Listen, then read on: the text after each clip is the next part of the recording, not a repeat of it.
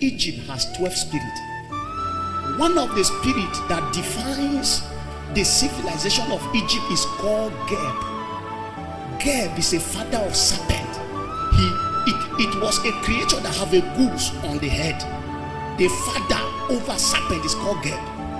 Now, when Moses went to Egypt, remember before he traveled down to Egypt, the Lord had tested him. He said, what do you have in your hand? He said, a rod. He said, throw it on the ground. It became a serpent. I explained to you here the other day that God cannot send you into a territory that you are not familiar with. Before God assign you to a throne and then release you into a territory, he brings you into an educational system so that you can be aware of the dynamics in that particular city, so that you will not be a victim. He educates you on the structure and the configurations of that city, so that you cannot go and be a victim of the darkness that is installed there. So God was bringing education to Moses, to bring Moses to an educational system that the territory and the terrain I am sending you to go and do ministry. The powers that control that whole civilization, they are serpentine powers. So you must know how to handle and to take them. It was a lecture God was giving to Moses. This is why a young man feels he's anointed and then pack his bag and say, I'm going to Obadibo, I'm going to Jalingo to do ministry.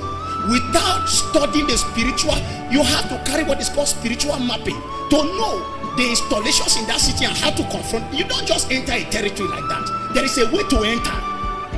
This is why many pastors, they travel to some certain place. There are places in the spirit, they are in the realm of the spirit. These places are called Moab. They are graveyard. When you enter, you will not come out. There are places in this earth, you enter, you come out empty. No matter how anointed you are, they empty you. Naomi was an Israelite. She went to look for bread and ended up losing her breadwinner. Left the house of bread, went to Moab to look for bread, lost the husband, lost the 2 sons. Because Naomi was not careful to study the topography where she was adventuring into. So the topography emptied her. My hand will not be cut off. Like John the Baptist, he was a global baker, but he was not careful. He was not careful to understand the times and the season. He got offended at the wrong time. And Jesus said, blessed is he that is not offended in me. If you are not careful, your action will not be consistent with the season, and you will lose your ministry.